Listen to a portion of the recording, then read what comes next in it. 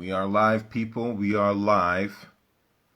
I am just inviting our guest.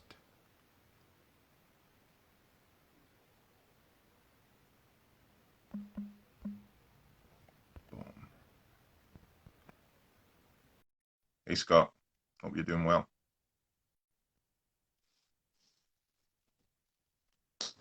How is everyone? By all means, lay a comment in the chat. Any questions you want to be asking? It's going to be kind of off the cuff one today. I think the format will probably change for different people. So some people will have more structured things, hi Cheryl, and some people will have more unstructured things. So, oh, and our guest has arrived. Hello, Meg. Hey, How are you? I'm good, thank you. How are you? I'm fine, thank you very much. Thanks for coming. Thanks for coming to our first guest tonight's questions. I was just telling the few people that have joined that this one's kind of going to be a more off the cuff one. Like some people want a more organized, they want time to prepare their statements and things, but other people want a more natural feel, sort of thing. And this is going to be a more natural one. So we're just going to play it by ear. How Yeah, are just you? And I don't know if you want to tell us a little bit about yourself. Hello, Michelle. yeah. I'm very good, thank you. I have been to art school twice. I graduated from Grays in 2019. I graduated from Edinburgh College of Art this year with a Master of Fine Art degree. I'm Congrats. currently Mhm. art school completed it, mate. I know, do it. Do it, man. I'm currently junior body piercer at Utopia Body Arts, and yeah, I'm very excited to be here. I don't know what you're going to grill me on, but I'm very excited. Oh, awesome, awesome, awesome. Hello, everyone in the chat. I'm just saying welcome to you all. Like I said, it's just going to be an off the cuff one, not super structured. We're just playing it by ear. If you have questions you want to ask us our thoughts on, please don't hesitate to put it in the chat. But I'm just going to have I'm just going to go off the fly with a question that was inspired by, I was, scrolling through Insta as one does. And they were talking about how Jeff Bezos is set to be a trillionaire and that he should be doing something with his money that he is not doing. So the question is basically, how do we feel about billionaires? Are you of the stance that they are inherently corrupt, or is there even a moral stance to be had on being a billionaire, should we say? I mean, like, I'm gonna weigh in from where I'm from, and Hmm. where I'm from is really near the main, like, Amazon warehouse. Yeah. And, like, I've seen firsthand the effect of, like, these shitty working conditions and really bad wages on the Mm-hmm. people who actually make Jeff Bezos his money. Like, that's how he's set to be a trillionaire, right? Hmm. And I think there's nothing wrong with someone making a good living for themselves and like, Right. doing well for themselves as long as they're not exploiting anyone. But fundamentally, what's happening in that warehouse in Fife is exploiting people, and it's friends of mine from my hometown, which is quite near where that warehouse is, getting the job because they need a job. It's COVID, like they take whatever they can get, and being told no, you can't take breaks. Like, oh, you're 17 minutes on a 15-minute break. You're getting that docked off your pay. I think that there is something unethical about that, Mm. but I think that we shouldn't muddle that up with people who've just done quite well for themselves. Yeah, yeah. I more or less agree. I think that I don't personally take the stance that, billionaires are categorically evil or this, that, and the other. But like you said, there is you can have a compassionate workplace. You can have a Yeah, compassionate workplace. totally. I don't think, like you said, being 17 minutes on a 15-minute break, I think that's the beginning of taking the piss a little bit. But some might argue that's the cost of efficiency. Like one thing I would like to ask, people in general, or throw it back onto the consumer, is that we give him this money, or we'll use Amazon in this example. It's that, you know, we could just say, do you know what? Us having next day delivery is not worth these working conditions for these people. Like, we won't patronize a place that treats their workers like this if all that money doesn't improve their working conditions. You know what I'm saying? But what we do is still say, do you know what? I would rather it come tomorrow than me wait 3 days. And in order for it to come tomorrow, someone is being charged for that 2 minutes they took on their tea break. You know what I mean? Sometimes I think we have to be a bit culpable. No, I think you're totally right. And I think that we live in a culture of convenience, right? Hmm. Like, we have all got pissed off because our delivery said that it'd be 35 minutes and it was actually like an hour and a bit, Hmm. And I think we live in this culture of convenience that just kind of tells us, like, no, we can have what we want and like we can have it right now. Yeah, And we kind yeah, of forget that the equivalent of us yeah. is the reason that we have this level of convenience. And Yes. I think it's a very working class problem, if I'm Hmm. honest. I do think it's a class issue. Um, and I think it's about, you know, who in this chat right now, I can see there's quite a lot of people sending us things, haven't gone to a self-service checkout in a supermarket because it was faster. Yeah, yeah. And I think it's with Amazon, like, oh, you can get literally anything you've ever dreamed of delivered to you the next day. It's, well, it's a self-service at Tesco, isn't it? That's exactly what it Hmm. is. Like, No, it's yeah. true. And I think, you know, I I actually, it's not that I want to stick it onto the consumer, but I want people to actually consider that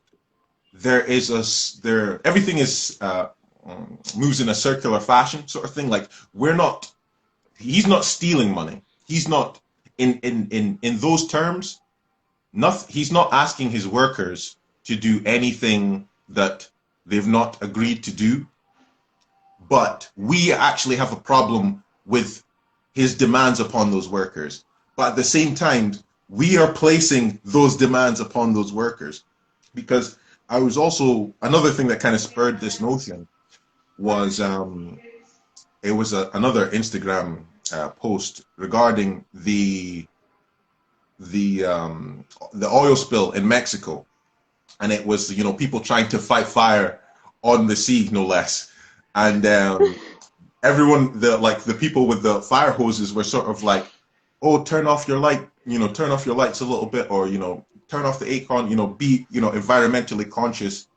And then the fire is the corporate greed's fault. And I'm thinking, well, we buy the oil, like, we are the people that give them the money, like, we are the people using up all this thing. People act like it's a separate issue, and it's like we have to consume less for them to drill less oil. Do you know what I mean? We if it's a sort of thing where we are going to give up cars, or say once every month nobody drives a car, different days for different people.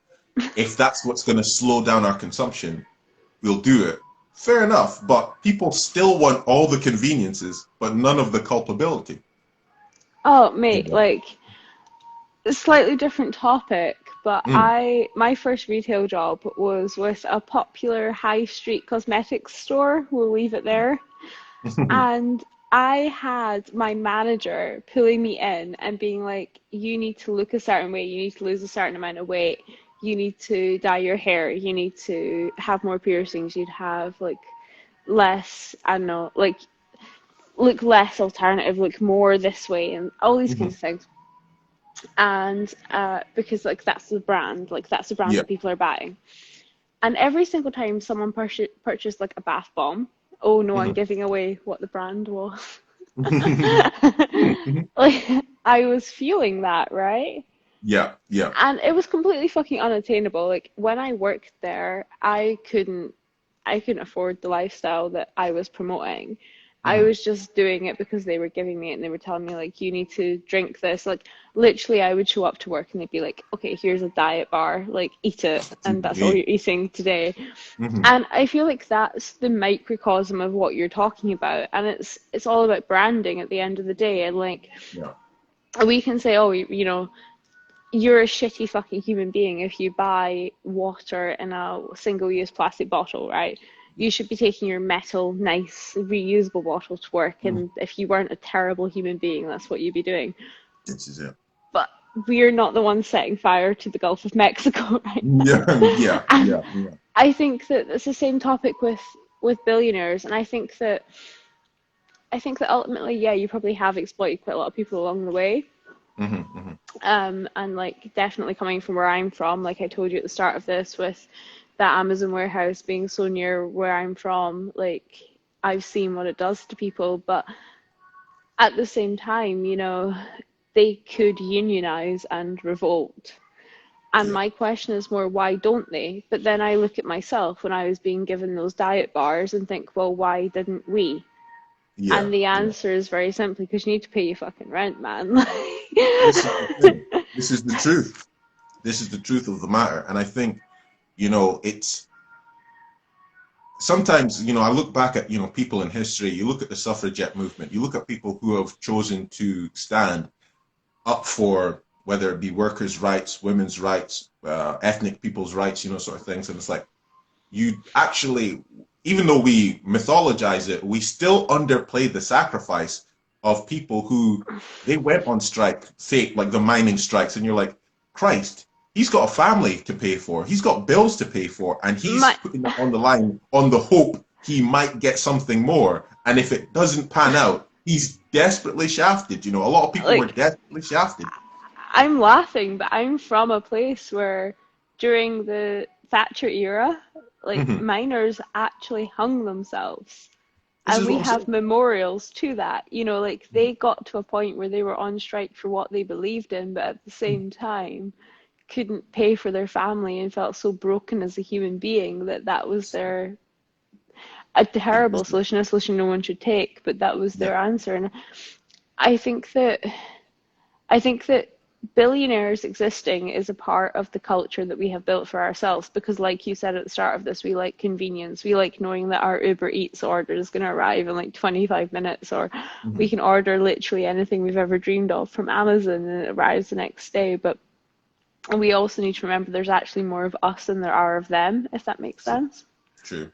And I think, as a person that like I wouldn't want to put a cap on how well someone could do if you like a lot of the millionaires and the billionaires and people of today are no they were normal people. They weren't born into like the money wasn't handed down to them. Yeah. Most of them have made this wealth, sort of thing. And it's like, I would want anybody who like a working class people like myself or yourself to be able to reach the highest echelon. But like you said, there has to be compassion. There has to, you don't have to put your foot on the next person's neck just to get ahead, sort of thing. We could do it in a way, even if we all have to agree to certain inconveniences. Like I said, if it's the sort of thing that we're not going to have our next day deliveries, or like it's, I mean, Yeah. as mind-boggling as it sounds, like I remember I ordered something from Amazon, and because Amazon do the whole, you don't even give it to Royal Mail sometimes. I ordered it like Saturday night, and it arrived Sunday morning before church. And I know that mail doesn't arrive on Sunday, and my mind was blown. Like, like I never order things from Amazon, so this was like the first time. And I was like, "This is incredible," sort of thing. If I was the sort of person that's always shopping, like this would be my norm, and I would then become pissed off if it did not arrive on Sunday, sort of thing. But that poor, worker, he's been there, till like midnight or whatever, just like it has to go today, sort of thing. So Yeah, I totally, totally. totally And agree. I think like with, for example, what I do, like I'm a junior body piercer Mm. And it would be very easy for me to be like, oh yeah, like we could buy this titanium and we don't get a mill certificate with it, and it's super cheap, so like it's super cheap and arrives the next day, and Mm. it's from Thailand. But like I would then be making money knowing that some 5-year-old in Thailand probably lost an arm making this Mm. jewelry. Mm. Mm. Mm. And I think it becomes a question of morals at that point where you're like, well, actually, no, I don't want to be a part of that system, and I don't want to say that, this is important. Like, I want to be like, no, I can prove no one was hurt, but it's going to cost more money to the consumer. And Yeah. I think the worrying thing you find is that people are so used to things being actually a lot cheaper than they should be. Mm-hmm.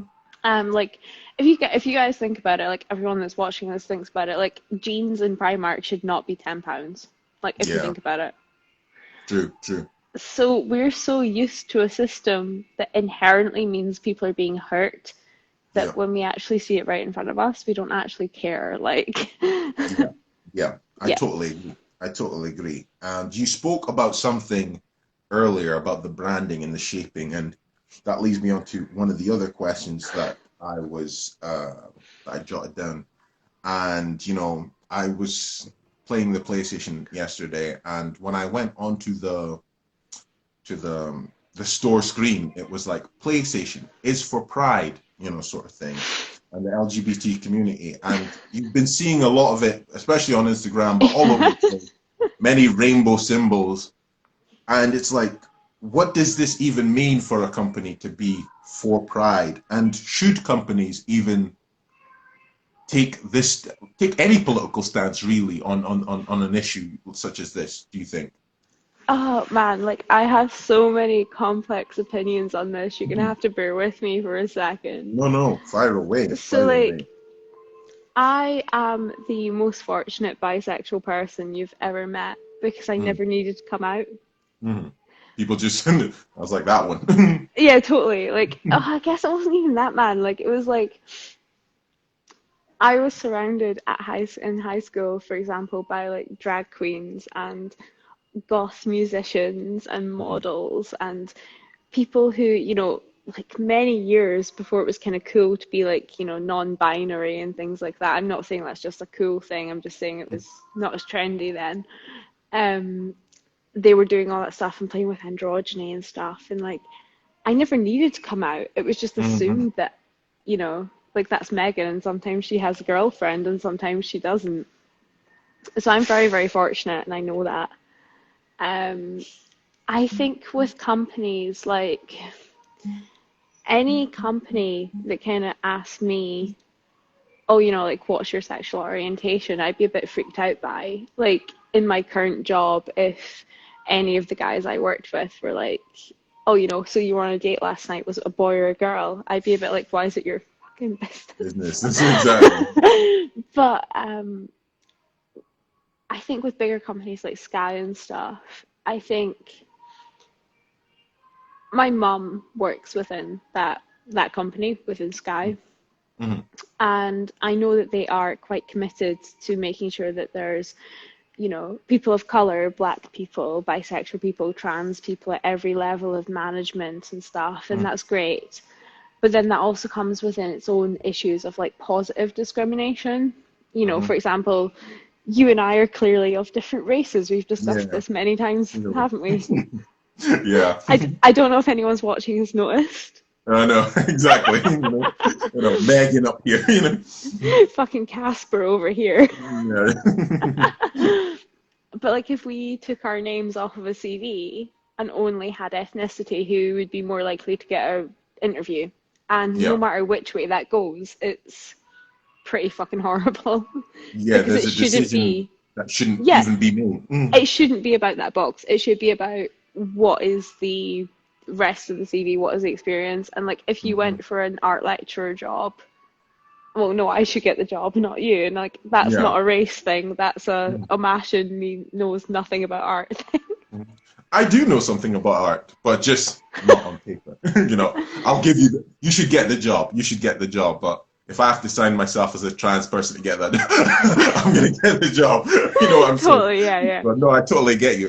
Um, I do agree. but with Pride and companies, I don't think the company should be involved in Pride at all because Mhm, Pride is the memorial of that one time that a bunch of women of color, people of color who like dressing in women's clothes, black men of America, rebelled against gay bars that were owned largely by the mafia in New York and said, no, fuck you, we're not going to be treated like second class citizens anymore, mhm, mhm. and went to the streets. And that is the most anti-capitalist thing I can really think of. And I think that, Vodafone or like View Cinema or some shit like that, like putting a rainbow flag on it for a month, just it takes away that the fact that the first people who threw the bricks at Stonewall Mhm. were in fact the most disenfranchised people that Sky would never have taken for an interview, not even in Yeah, a call center.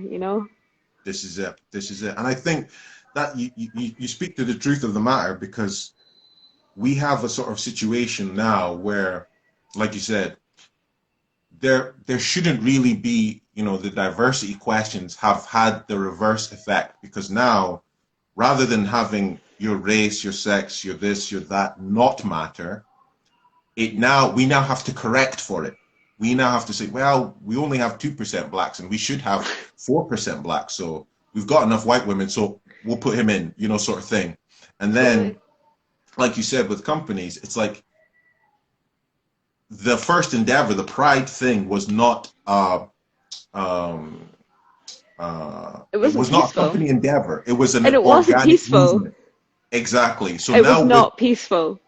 exactly. So now corporations are trying to co-opt it as if they would have put their businesses on the line for gay people then, or hell, gay people now. I think this is more just face service, and it's sort of like now it's sort of a weird reverse psychology where if you were not to declare for the LGBT community, now people start to take a sense. Well, why wouldn't you? Why aren't you gay? And or not why aren't you gay, but why aren't you for the Yeah. LGBT community? And it's like you might be for, you might be against, but the narrative is now twisted that you can't even define your position. Like we're just, oh yeah, we're just with them, even though nothing has I'm changed really. I'm very much with you on that one. I think like I said, I very much had the luxury of never having to come out, and to anyone watching this that didn't know, surprise. Can we have some Diana Ross, please? But That's it. you know what I'm saying. Yeah, But I totally. think that like I would be incredibly offended, and I do mean incredibly upset and offended if someone simplified me as a being and me Hmm. as everything I am and everything I've done and everything I would like to do, down to being she is female and she is bisexual. I would be incredibly upset. I This is think it. it's taking people down to things that don't matter. And like, obviously I'm speaking to you and you're like my mate, right? Mhm. Like, I hope so. No, of course. I hope so. Like, I don't think of you as like, oh, that's Imagine, that's my black friend. Yeah, yeah, In the yeah, same way that I hope you don't think of me as like, oh, that's Megan, that's my bisexual friend. yeah, yeah. It would And just be silly. totally, like, you're just my mate, right? Like, we just can Mhm. have these chats. And I think that if this corporate thing of like, it's coming out day, we're going to have rainbows and everything. Like, Skittles had a fantastic thing where they took all of the colors off all of their sweeties in the packets because Yeah. the only rainbow that matters during Pride is. Hmm. And I Hmm. kind of found myself thinking, like, yeah, but like, I want a world where no one fucking cares. This is it. This is the goal. Like you've nailed it on the head because much of my kind of disillusionment with a lot of movements is because the goal, because people like to conflate like Black Lives Matter and the LGBT community, and there are commonalities and there are differences, but at the Also, end of can the I just day, can I oh, interrupt you real quick to say that yeah, anyone listening to this who hasn't watched Paris is Burning should absolutely do so if they want a I've not, greater so insight into the I will have role to see. of Black people and people of color in LGBT pride. Like, ah, do it. Sorry, continue. No, no, no, not at all, not at all. But yes, one of the things is people act like the goal is that, oh, we need to do something so that um, the LGBT community can exist in this sphere, or that the black people can exist in this sphere. And it's like, can we not get to the level where we just exist? And it's like you're just like anyone else. Like we don't care. That's the goal. For I'm not sure. trying to be like, oh yeah, everybody step aside. Let's have the black aisle over here. Do you know what I mean? For sure, Like that's no. such like that's just like positive discrimination, isn't it? I mean, like, Yeah. hang on, like, if you think about this for a sec, okay, like, I spent most of my adult life being a barmaid. That was my Hmm. job. I pulled pints for people. And like, I would prefer it if it was a case of like Megan's taking a day off because she's sick, as opposed to like Megan's taking a day off because she's like bisexual and she's Mm. sick. Yeah.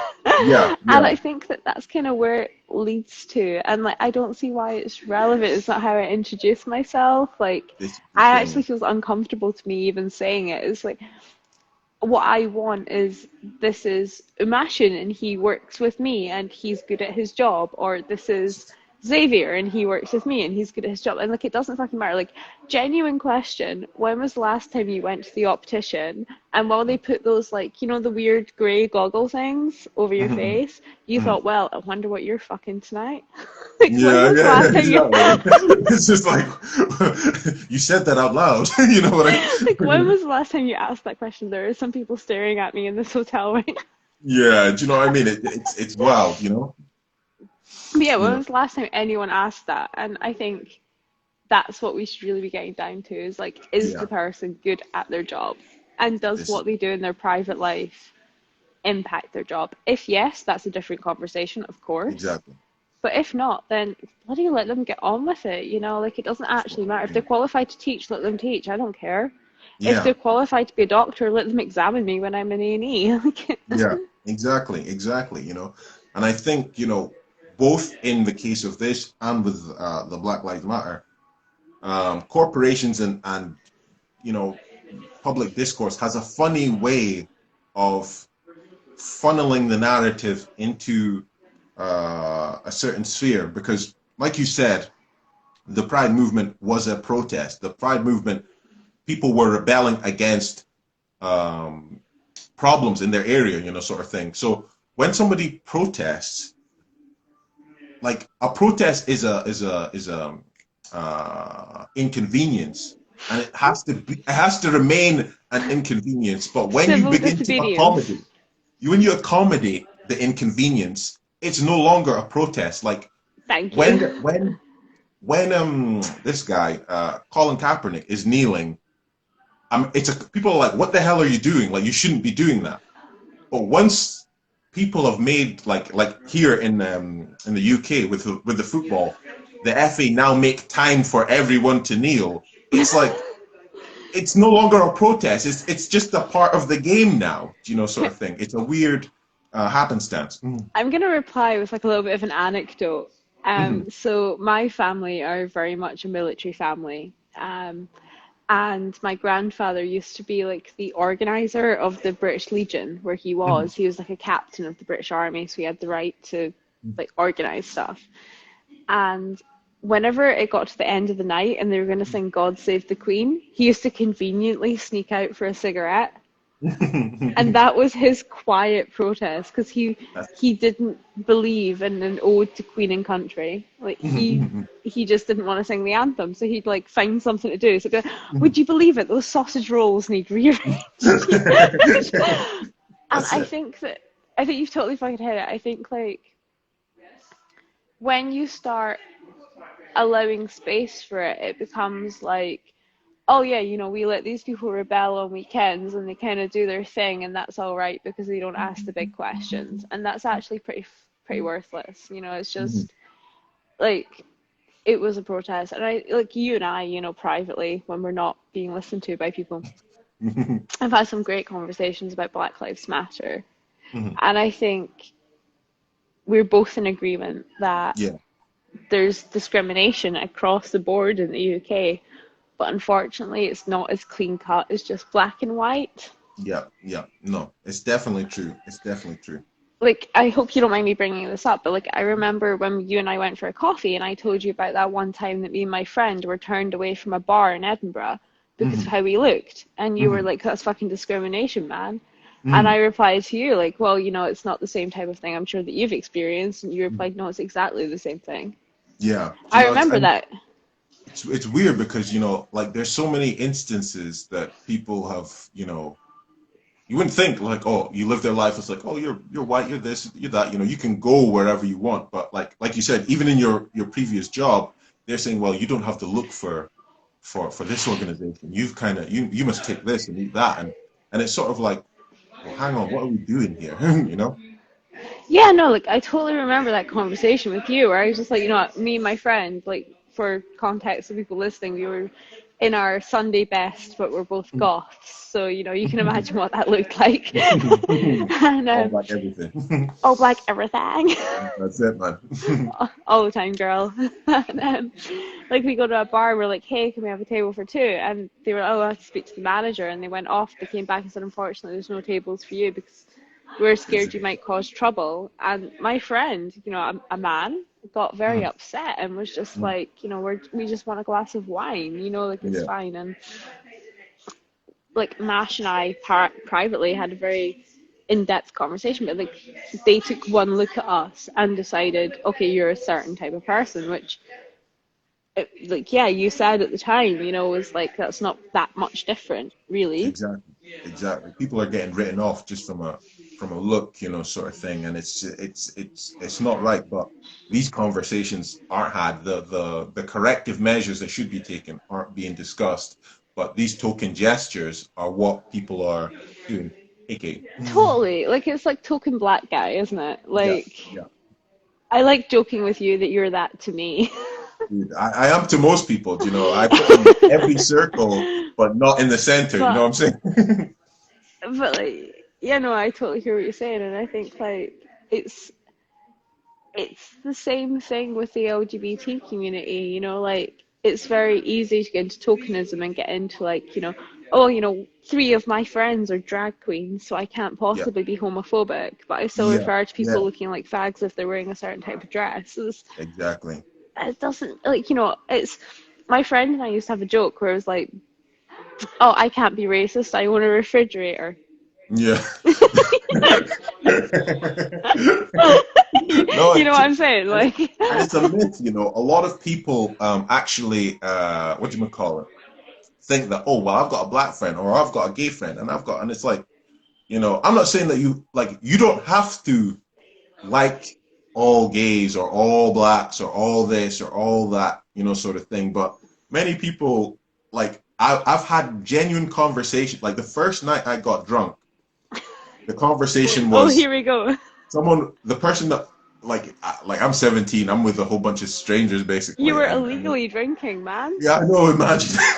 And Fisk. this guy was like, "Oh man, I love black people. He's in a house full of black guys, but he's like, oh, I love black guys. I love black guys. I love black guys. Just hate those Polish." I was like, "What?" Like little 17-year-old me was like that, like completely. I was like stunned. I was like, mate, not so long ago, the Polish were the blacks that people were like, Oh the man, blacks were like the Polish that were like, oh, I hate those blacks, sort of thing. man, I'm not gonna say I feel you, but like I kind of feel you insofar as my granddad, as I knew him when I was a kid, was from near Goa in India. So very much person of color. He was Hindu. And like this one time, I was like maybe 13 or something, and they were Mhm. like, "Okay, you're grown up now. You can have a sari, you can have bindi, you can have like mendi on your hands." And I remember getting ready in the bedroom upstairs in their house and being like, "Ah, Mhm. I look beautiful." And it was like the Yeah. first time like I felt that way. I just felt accepted and like very beautiful. And off we go to temple, and there was people shouting like a bunch of racist abuse at me, Mhm. and like, look at me. I Yeah. look like Casper. That's what I'm saying, man. But like just the sari and the mendi and the bindi was enough to be like, nah, like, go home. And Yeah. I was like, what the fuck? Like, I have no home to go to, you know, this is just Mm. my granddad. Like, I feel, and it was such a sour taste on that first memory of feeling truly, like, beautiful. Yeah. But on the flip side, I remember speaking Gaelic to a friend of mine on the phone Mm. outside of my workplace in Aberdeen a few years ago. And this random, like, you know, the sort of man that definitely drinks Stella. Yeah. You Yeah. know the Yeah. type. Yeah. We Yeah. know. We don't want to prejudge, but we know. But we know, you know Yeah. what I'm saying. Like, Yeah. he has strong opinions about football. Yeah. Yeah. Yeah. Yeah, Yeah. yeah, Yeah. yeah. Yeah. And he came up to me and he was like, "Go home." And Mm. I said to Alistair on the phone, I was like, "Give me a second." Oh, yeah, I said it in Gaelic, and I was like, "Where do you want me to go?" And he was like, "Go back to wherever the you came from." And I was Mm. like, "I'm speaking Scottish Gaelic. If This is what anyone I'm should saying. be going home, it's you."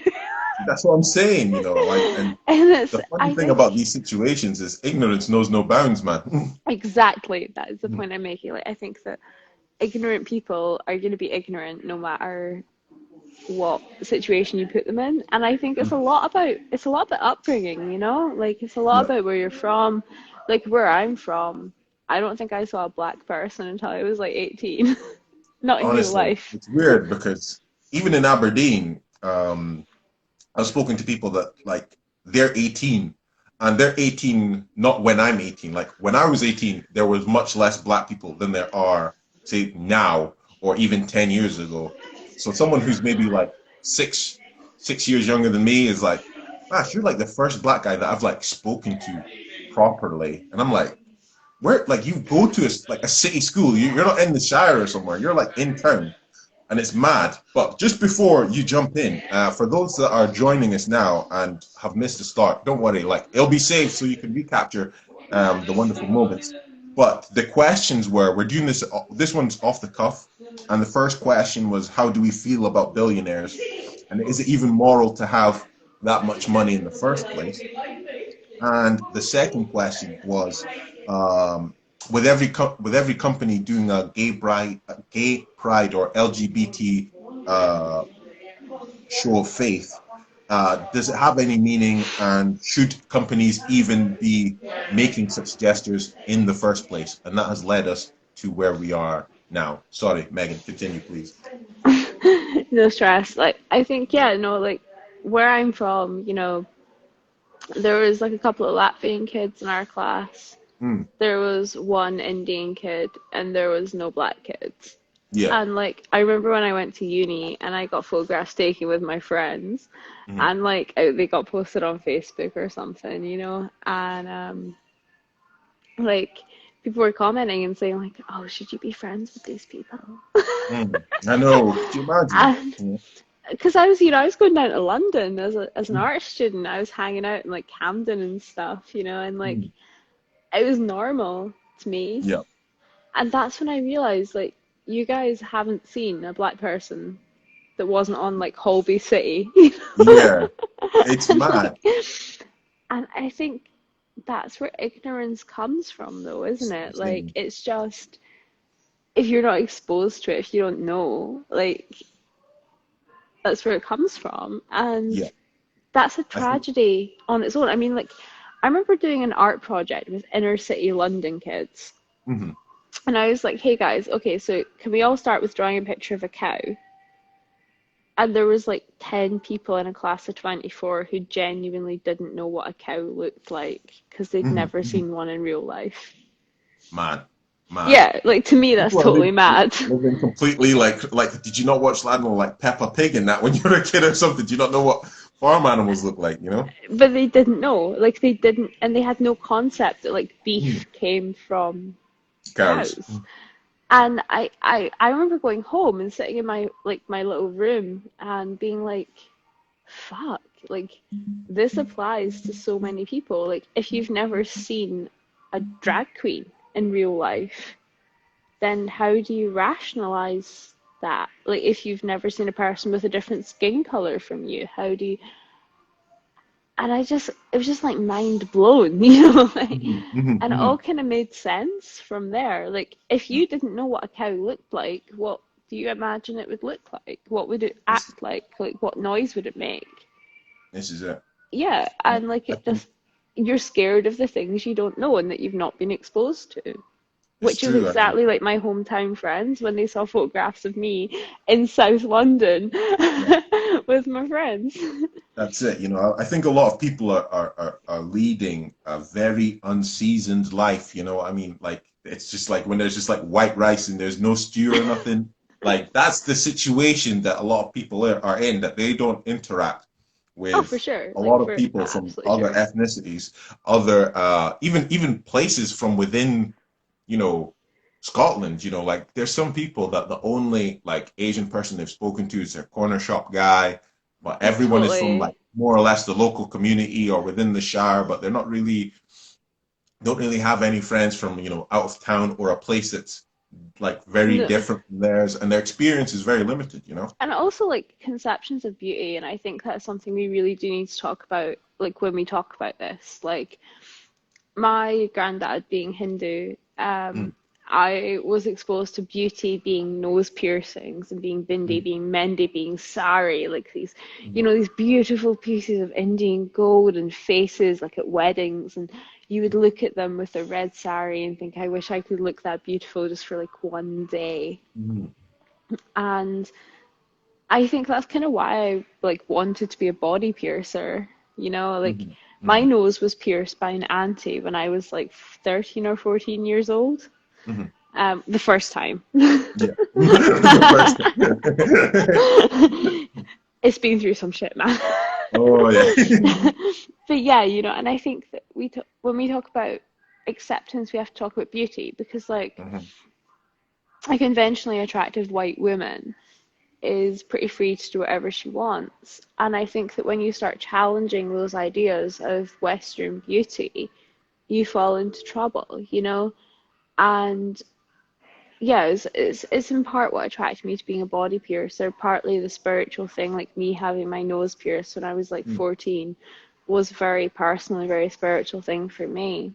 mhm, But also, you look around you, or at least I did in my like white bread bullshit Jeremy mhm. Kyle hometown. I'm not like I'm the only one with a nose ring. Yeah, yeah. And it meant something very, very personal to me, and it still does. Mhm, But like you kind of think, there's more to being a person and to expressing yourself and to expressing your culture and your heritage and where you came from, and also just the yeah, personal aesthetics. yeah. And that comes from being exposed to other cultures. So, for example, like, when I see women in Aberdeen, which I do quite often, and I'm very grateful I do, with braids, these very long, beautiful braids, Mm, I always think to myself, like, well, wonderful hair, it's just so beautiful. mm, And I know it doesn't match the Eurocentric Western ideal, but to me, it's very, very beautiful, and I always mm, compliment them mm, genuinely because I think it's stunning. mm, And I think that in amongst all these conversations about race and about gender and about sexual identity and all this kind of stuff, we mm. forget that actually the most important thing to a Western culture in a lot of ways is whether or not you're hot. Yeah, yeah. I mean, culture, period. Yeah, but I'll agree with you 100%. Mm, And yeah, I think that we need to think about that a little bit more, and we need to talk about like different types of beauty and why mm. different names are important as well. Yeah. And take it back to the person, but also take it away from the person, if that makes any degree of sense. Like, I think Mhm, that a huge amount of the reason we end up in so many of these problems is because we're a very individualistic society. We tend to think about, like, well, this is good for me, and this is good for my kids, and this is good for my job, and my garage, or my four Range Rovers, or what, I'm with you. whatever. I'm with you. But we need to take it away a little bit from that and more Yeah. towards, like, looking at people as they are and where they came from. In fact, I don't even have a question for this, but you've kind of inspired my train of thought. I mean, do you think, do you think that today the modern person actually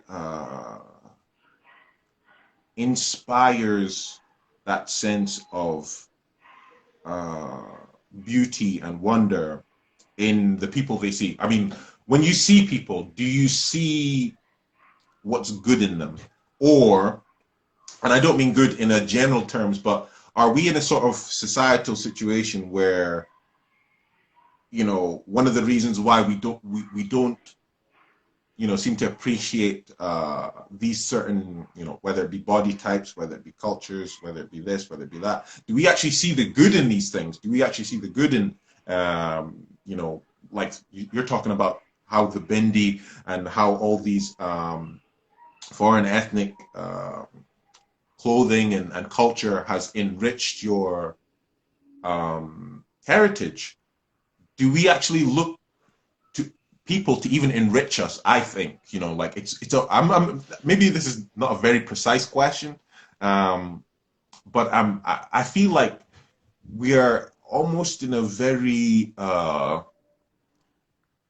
critical stage. Like we're looking to tear down. We're not looking to even see, you know, like, oh, this could be beautiful or this is beautiful to someone. I don't think we are looking at things like that so often. We're looking like, oh, actually, I would probably change this and pick that off you and, you know, Yeah. completely remake you into something else.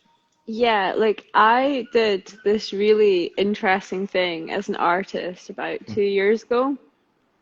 It was 2019, it was before the lockdowns, you know, Mm-hmm. and I went to a plastic surgeon in Mm-hmm. Edinburgh. And him and I did this interview. I'll send you a link to it, man. Like, I think you'll enjoy it. But we did this interview, and basically,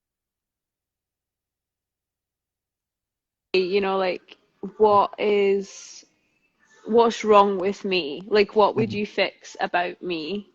Okay, this is And interesting. he was like, right, girl, get on the bed. And Mm-hmm. he covered me in gentian and violet. Mm-hmm. There was lines around my nose, around my eyes, around my mouth. He suggested that I should have fillers in my jaw, I should have Mm-hmm. fillers in my cheeks, I should have like a little like eye lift, I should have a tummy tuck, I should have a breast reduction Mm-hmm. to make me this perfect person. And I was like, can I like strip and can you take photographs of me and show me what I'd look like if you did all of this stuff to me? And Mm-hmm. he was like, yeah, no stress. And Mm-hmm. that's what I did. Like I stood up in front of this white background with all the, you know, like pen on me. Mm-hmm. And he took my photographs into Photoshop and he made me perfect. Mm-hmm. And I saw those photographs and I was like, that's not me. Yeah, yeah, Like it's yeah. like it's like I wish I looked like that, but I don't. Mm-hmm. And then I sat with him and I was like, why are you a plastic surgeon? Like, what is your desire to make people perfect? Like, Mm-hmm. genuinely, I don't mean to sound conceited, but I No. walked into that room thinking there was nothing wrong with me Mm-hmm. and was told you need 17 plastic surgery procedures. Yeah, yeah, yeah. And I was just like, okay. And I Mm-hmm. still have those photographs of me. Mm-hmm. And I'm very fortunate that I think that, you know, growing old and having some laughter lines around my face and being a little bit fat and everything else is just a sign that I've lived. And I Yeah, think that yeah, that's actually quite a beautiful thing in and of itself. yeah. But his response was, well, people want to be consumable. And I'll never forget that line. Like I Oh, swear to you, that is a Mash, line. That is profound. I will send you the audio of this Mm-hmm. interview after this one. Mm-hmm. And I found myself there so strange. And you know, everyone does look the fucking same, don't they? You Like they've hit the all got the nail on the same, head. I'm not gonna lie. and they all look the fucking same. And I think, you know what, like, particularly as a cosmetic body piercer, I think people should just be happy. You know, like my tattoos make me happy, 100%. my piercings make me happy, my silly chain on my nose makes me happy. Like, that's all that it is, and I think that's all it should be to anyone. But when I look around, I see a whole lot of people who look very, very samey. And it's actually Mm-hmm. kind of scary to me. I think, you know, it should always be to enhance your own natural beauty, not to imitate. And yet, when that plastic surgeon took my body Mm-hmm. and made it perfect, I just looked like everyone else. And I guess that's what made me kind of sad about it, you know? Yeah, no, it and it actually I have to admit, like what he said is so profound. He said it on the head. He hit it on the head because I feel like what we are like what his goal or definition of perfection was not what you considered perfect or even what the next guy might consider perfect, but he basically broke it down the way someone would, like if you're constructing an iPhone design and like, oh, he's like, this is what would win in 90% of encounters. Like if you, Totally. like most people would say, that's good. He And that's later, my job. mate, he later admitted to me he was modeling it off of, wait for it, Snapchat fillers. This is it. Like, This is it. make me look like a fucking Snapchat filler. And it's weird because especially because when I look at a lot of people, and I'd say right now the not apex, but what people or what women or what people, I don't know, what people consider, say, the ideal is Kim Kardashian. And I've seen people that did not look like Kim Kardashian attempt to reconstruct their whole being to this one person. And it's not to say like, it's not even in terms of you weren't attractive and you are attractive, or you want to enhance your own personal idiosyncrasies. It's like you have modeled yourself because like Kim Kardashian is the model that wins 90% of encounters, and you said, okay, I'm going to base I'm going to change my complexion, change my hair, change my physique to fit that, so I could be a sister of that. And Yeah. I think it speaks to a very like we've been torn apart almost or picked apart to the point that you can't be good in your own way. And I'm not saying that people who maybe don't take care of themselves or like it's fine to not take care of yourselves. My point being is that like you have attributes that distinguish you and you alone. Some people it's their eyes, some people it's their hands, some people it's their breasts, some people it's their ass, some people it's their legs. Whatever it is, that's not even come into the equation. You're not even trying to build your best self. You're trying to build her, and Yeah, that's I you or think him. You like know, Claire in the chat window has Mm. written, perfection is a fiction profiting on our failure to love ourselves. And I think that's Very really true. fucking true. I think like I said something really interesting to someone I work with the other day, Hmm. where I was like, I've gone through most of my adult life, um, living alone, living in different cities alone, and never had a compliment. Not once. Mm-hmm. Like I would go months at a time without having a compliment. Mm. And I finally kind of got to this point where I thought, you know what, I don't really care. Like I want to be my own type of So, beautiful. And that's inspired by those women I saw getting dressed in sari going to temple, but it's also inspired by, I don't know, Susie Sue and Andrew Eldritch and those types of people as well. And I want to be in this weird combination of it all and like I don't care. And now that I finally got that and that very much came from within, I get stopped about once a day and told on the street, like, "Oh, I love how you look. I love your makeup. I love your piercings. I love your outfit." mm, I've had three photographers stop me and mm. ask to take photographs of me. And that was a very That's it. surreal experience. That's it. But I think, like, I don't know. I don't think this is an answer to a question, but I think for Mhm. anyone who is looking for advice, like, you have to like yourself and love yourself. If you have to love yourself, but you can't love yourself before you like yourself, and you have to do that in the right order.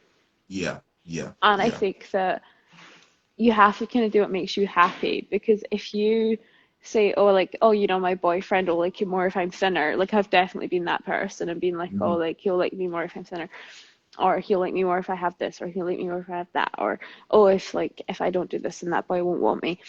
I Mhm. think doesn't fucking matter. Like you have to just be yourself. As Mhm. terrifying it is, because there's not any benchmark for that. Mhm. With every cultural background, every religious background, and every experience you have that's fueling it, you just have to kind of be yourself. And then if they think you're amazing and they think you're great and they think you're beautiful, then that's cool. but Yeah.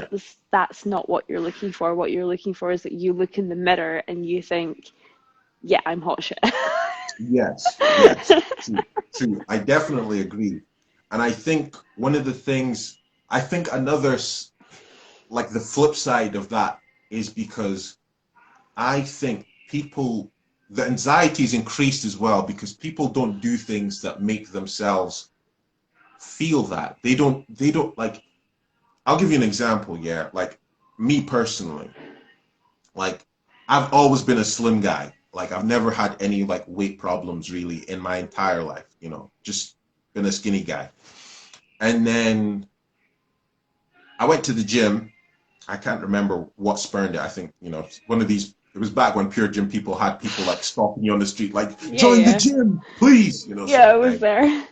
And I remember, like I saw one guy next to me, like he was benching and he was a skinnier guy than me. Like I've not been a skinny, like bone skinny, but I'm a slim guy.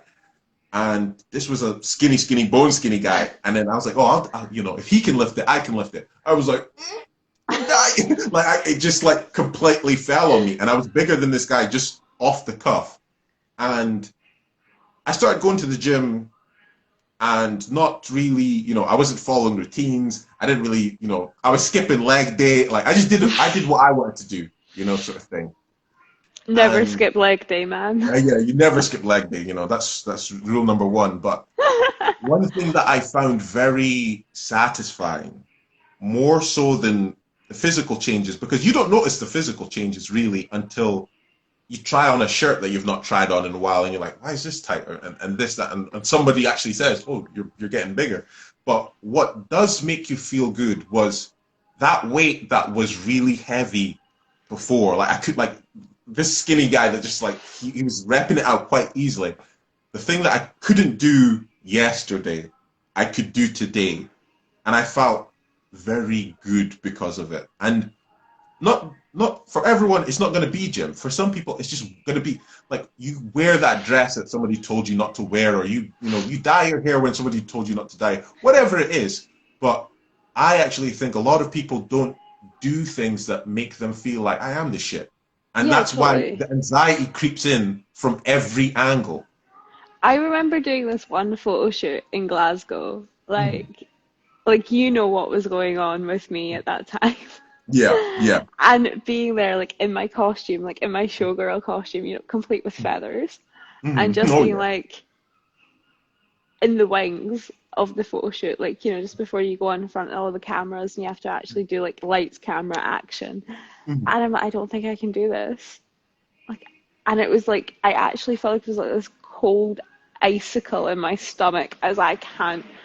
And I did. I totally Yeah, could. And I still could. And that was like the mental obstacle was the problem.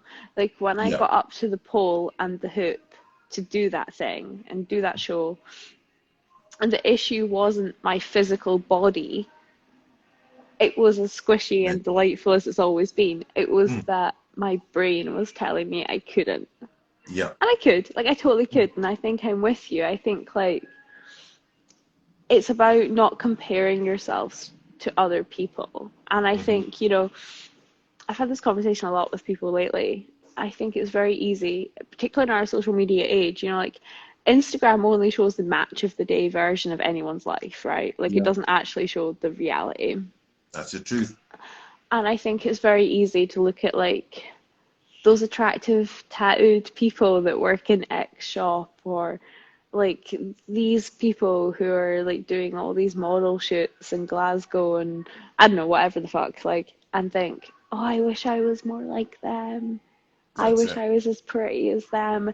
But what you need to know is there's someone somewhere looking at you and your match of the day highlights on Instagram and thinking, damn, I wish I was a Martian. That's the thing. That's the thing, So, and I think, you have to do things that feed your own self-esteem. Like, just like you said, you need to really take stock and just realize that, okay, there's something good here. And it's very tragic that a lot of people look at themselves and doubt that there's something good in them that someone might want or appreciate, whether it be something they said, something like it's sometimes it boggles my mind. Like I've spoken to some of my friends, and it's like to speak to them, they've got high self-esteem. They're all they're they're the best encouragers. They're the best. Like you would rave about these people to other people. Like this guy is a top guy, but then he'll be like, man, I feel terrible on it on the inside.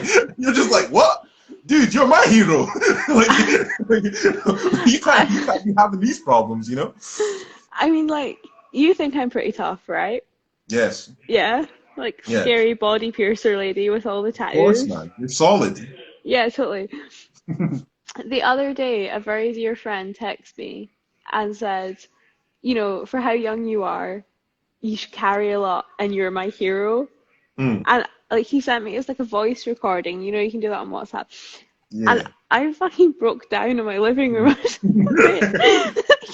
It looked like I was on the X Factor wanting votes, you know. I don't know, like I've got this together, like I'm fine.